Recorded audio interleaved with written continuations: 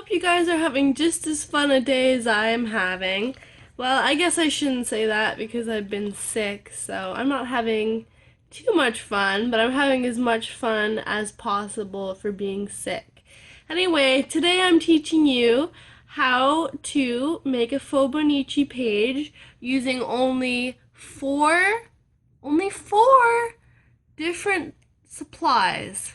So, first, we're going to start off with the water pen, or water, I don't know what these are called. I'll link it below. The watercolor brush thing. Water brush? I think they're called water brushes. So basically, you just put water in the bottom here, and it comes out here. It's an alternative to a paintbrush and some water, which you can use instead if that's what you'd prefer. I find this is a lot easier to work with, however. The second thing here is the same erasable pen, gel pen actually, that I used in my previous video. So this is only 99 cents on eBay. I mean, what a good deal for that. I'll link those below as well. Now, here is my trusty mess of a paint palette thing. So we're going to be using this today. Once again, just to show you how easy it is to use cheap paint and still get great results. Now, last but not least, other than my little love here, he's not last, his name's Kobe.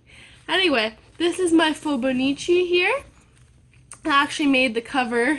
It's kind of interesting. I made it frayed like this on purpose, and it's getting pretty thick here.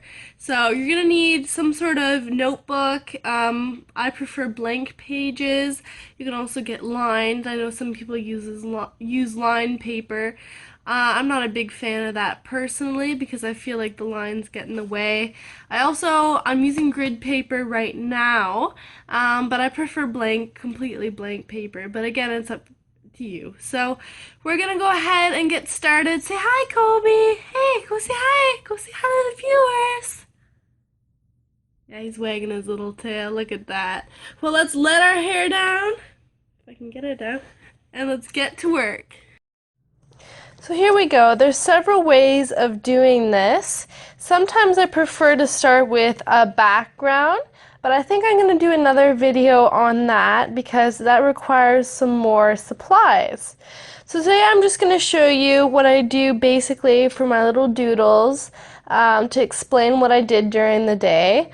I like using doodles to explain what I did because then when I'm flipping through my journal, I don't have to read everything to see what happened that day. I can just look at the pictures and that will tell me what happened that day instead of having to read everything and reading through miserable moments and good moments, trying to pick things out. That's just a hassle in my opinion. Anyway, so let's get started. Now, I didn't mention this, but if you have a scrap piece of paper or if you just want to write with your erasable pen in here and erase it, but I'm going to use a scrap piece of paper because we're going to do a little exercise to start off. So actually we're going to start off writing 3 to 5 things that happened that day that you want to focus on. Now you can write about more things that happen, but 3 to 5 things to focus on, which means 3 to 5 things you want to draw a picture of or illustrate in some way, whether that be pictures or words. So today I'm going to write number 1. It rained and I love the rain. So that's number 1. Number 2, I went to the doctor's office because I'm sick.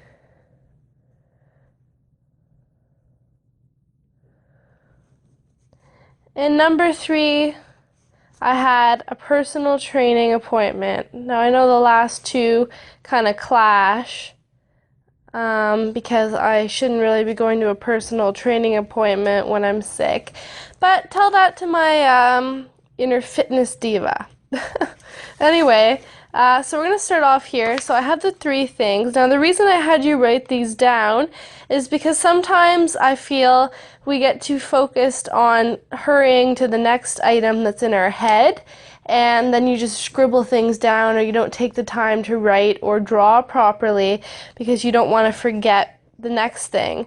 So this is a good idea because then you have these already written down, so you don't have to hurry through them. You can take your time because you already know what you're going to write next.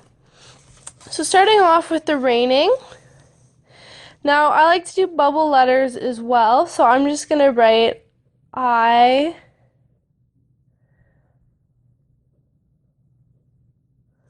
and then a heart, and then a little rain cloud here with little raindrops coming down. So that's my first drawing. So I can even write along with it. Cold and rainy day. Good thing. I like rain. Oh, sorry about that there.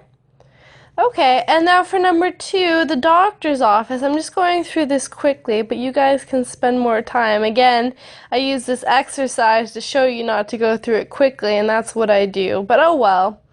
So the doctor's office, sometimes I like to just draw a little red cross. So we're going to paint this in a minute. And you can even draw a little face. So, I mean, depending on how you want to draw it, I'm just going to draw a little version of me here. My hair is getting longer, so I get to draw it longer. How exciting! Okay. That was a really bad chin, but oh well, you get the idea. So not feeling well, obviously. A little quick sketch in my face, some eyebrows, let's add to it. Oops, that eyebrow looks like it was a little overly done. And the nose, and the lips. So there I go, and I can even be crying because I'm sick. So there we go. So here we go, just little sketches saying what you did, and I'll be back in a minute after I'm done these sketches here. So I just went ahead and doodled here the deadlifts I was doing during my personal training appointment, and I colored in some of it just so you didn't have to watch me color all this in. I also wrote doc for the doctor's appointment with this water brush. See, I keep forgetting the name of it. So basically how you use a water brush, I'm just going to show you quickly for the eye here. So you take, obviously, your paint, you squeeze it a little bit just to get some water on it, and you rub it in your paint. So the squeezing is equivalent to dipping your brush in water, just a regular brush in water. But since the water's in here already, it makes it a little bit easier. All you have to do is squeeze it, and then you just color, just like, oops, just like a pencil crayon. Sometimes I do it a little bit messy. I just kind of like the way it looks, a little bit outside the lines. And there you go. So that's kind of usually what I do before I start writing all these words, or sometimes I just do this for the day. Sometimes I add more words later at the bottom, sometimes I do 2 days, but I'll be doing some more tutorials to show you the different ways that I do it. So thank you very much for joining me today. I hope this helped you, and have a great day.